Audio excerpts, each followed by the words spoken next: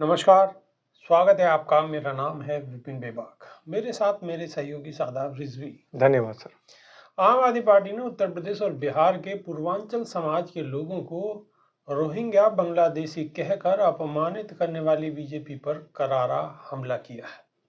आपके वरिष्ठ नेता संजय सिंह ने कहा है कि अरविंद केजरीवाल ने हमेशा पूर्वांचल समाज के लोगों को सम्मानित करने का काम किया है, लेकिन बीजेपी ने हमेशा उन्हें अपमानित ही किया है। संजय सिंह ने कहा है कि यूपी बिहार के भाइयों को रोहिंग्या और बांग्लादेशी कहने वाली बीजेपी भूल गई है कि अरविंद केजरीवाल ने सबसे ज्यादा टिकट पूर्वांचल के लोगों को दिया है।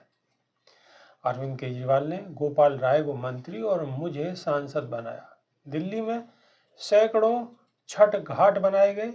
आप नेता ने कहा कि प्रधानमंत्री नरेंद्र मोदी ने कच्ची कॉलोनियों में रह रहे पूर्वांचल के 40 लाख भाइयों को पक्का मकान देने का वादा किया था, लेकिन अब तक नहीं दिया है। उन्होंने कहा कि बीजेपी ने यूपी बिहार और पूर्वांचल के भाइयों के साथ हमेशा गंदी राजनीति की है, उनको अपमानित करने की राजनीति की है। उन्होंने कहा है कि देश की संसद में बीजेपी के राष्ट्रीय अध्यक्ष जेपी नड्डा ने यूपी बिहार पूर्वांचल के लोगों को रोहिंग्या और बांग्लादेशी कहा, उन्हें अपमानित करने का काम किया। प्रधानमंत्री ने कहा था कि कच्ची कॉलोनियों में रहने वाले यूपी बिहार पूर्वांचल के 40 लाख भाइयों को पक्का मकान बनाकर देंगे, लेकिन आज तक 40 भी नहीं दिए। संजय सिंह ने आगे कहा है कि आज बीजेपी एक बात का केवल बतंगड़ बनाने का काम कर रही है। अरविंद केजरीवाल ने कहा कि बीजेपी फर्जी वोट बनवाने का काम कर रही है। नई दिल्ली विधानसभा के अंदर 15 दिन में 13,000 वोट कैसे बन गए। अपने कार्यकर्ताओं को यूपी और बिहार से लाकर अगर बीजेपी फर्जी वोट बनवाएगी तो क्या उसे रोका नहीं जाएगा। आप नेता ने कहा है कि क्या उसके खिलाफ बोला नहीं जाएगा। इसमें पूर्वांचली लोगों के अपमान का क्या सवाल है। ये तो फर्जी वोट बनवाने का जो अभियान बीजेपी चला रही है, उसको रोकने के लिए शिकायत करने हम चुनाव आयोग के पास गए थे। संजय सिंह ने कहा है कि इसमें बीजेपी को भारतीय झूठा पार्टी कहता हूं, उनकी किसी भी बात पर यकीन और भरोसा करने लायक नहीं है। उन्होंने कहा कि आज कच्ची कॉलोनियों के अंदर सड़कें नालियां बनाकर सीवर लाइन बिछाकर सुविधाएं और यूपी बिहार के लोगों के जीवन से दुश्वारियों को दूर करने का काम अरविंद केजरीवाल ने किया है। लोगों को अच्छी शिक्षा, स्वास्थ्य, फ्री बिजली, पानी समेत तमाम तरह की सुविधाएं दी हैं। इसलिए बीजेपी को इस तरह की राजनीति नहीं करनी चाहिए। जिस तरह से हमारे पूर्वांचल के भाइयों को जो 30-40 साल से दिल्ली में रह रहे हैं, उन्हें रोहिंग्या और बांग्लादेशी कहकर उन्हें अपमानित करके उनका वोट कटवाने का काम किया गया है। बीजेपी को पहले उस पर जवाब देना चाहिए। तो शादाब रिजवी, चुनाव से पहले रोहिंग्या और बांग्लादेशी फिर बीच में आ गए। देखिए, भारतीय जनता पार्टी का पहले से ही एक सिद्धांत रहा है कि वो कैसे भी करके किसी भी तरीके से एक जाति विशेष को और एक संप्रदाय विशेष को टारगेट करते चले आ रहे हैं जी।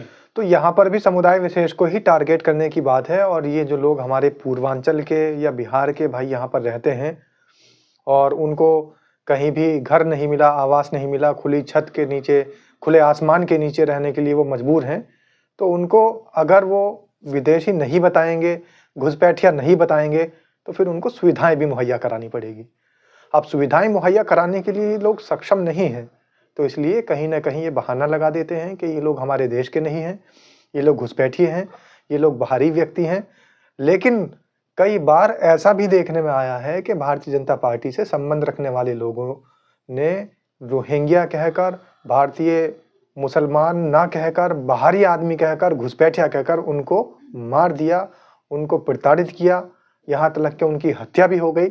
लेकिन जब जांच होती है तो सामने आता है कि वो तो उत्तर प्रदेश के पूर्वांचल के रहने वाले लोग हैं, वो तो बिहार के रहने वाले लोग हैं। बाद में भारतीय जनता पार्टी ना तो माफ़ी मांगती है और ना ही ऐसा कोई कार्य करती है कि इन सारे कामों पर अंकुश लगाया जाए, बल्कि लिपापोती करते हुए उस व्यक्ति के खिलाफ कार्रवाई हो जाती है।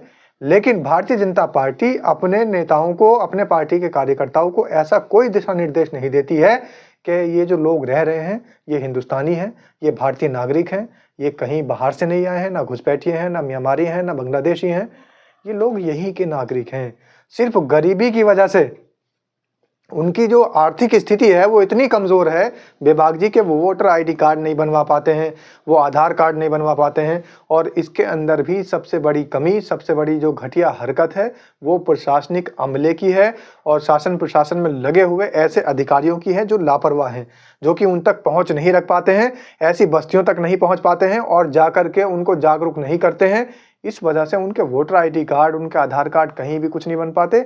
और दूसरी बात, उनके वोटर कार्ड, आधार कार्ड और आईडी कार्ड कई बार तो इस नाम पर जमा कर लिए जाते हैं कि हम तुम्हें आवास दिलाएंगे, हम तुम्हें मकान दिलवाएंगे, जी। लेकिन उनको कुछ नहीं मिलता। एक ठप्पा मिलता है कि आपके पास तो कागज भी नहीं है, क्योंकि कागज तो वो पहले ही जमा कर चुके हैं। आवास की लालच, आवास की एक उसमें उम्मीद में, एक आशा में, एक लालच दिया उनको आवास दिलाने का। उसके बाद उनके ऊपर एक तमगा लगा दिया जाता है बाहरी व्यक्ति होने का और घुसपैठिया होने का। बाहरी और घुसपैठिया होने का तमगा लगा दिया जाता है। अब चुनाव है, चुनाव के दौरान में मजबूत पार्टियां एक दूसरे पर आरोप प्रत्यारोप लगाती रहेंगी, नए नए किस्से कहानी आती रहेगी। और अभी तो देखिए किस पर कौन कौन से आरोप लगने बाकी है। आप अपनी राय कमेंट के माध्यम से रख सकते हैं। अभी के लिए हमें दीजिए इजाजत, नई वीडियो में फिर रूबरू होंगे। बहुत बहुत शुक्रिया, धन्यवाद, नमस्कार। धन्यवाद।